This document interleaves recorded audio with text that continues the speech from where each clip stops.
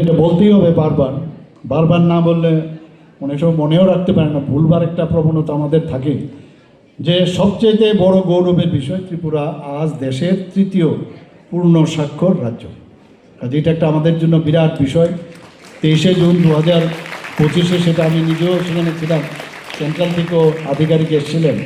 95.6% ইউনেস্কোর যে গাইডলাইন সেই অনুযায়ী এখানে কিন্তু পূর্ণ সাক্ষরতা ওই যে খালি সাইন করলেই হবে না, অনেকগুলো ক্রাইটেরিয়া থাকলে তবেই কে পূর্ণ সাক্ষরতা দেবে।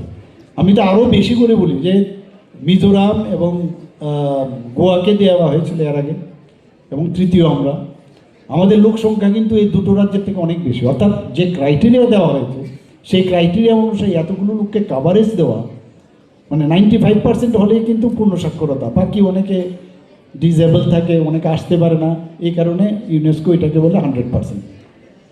এটা আমাদের জন্য অত্যন্ত আনন্দের বিষয়।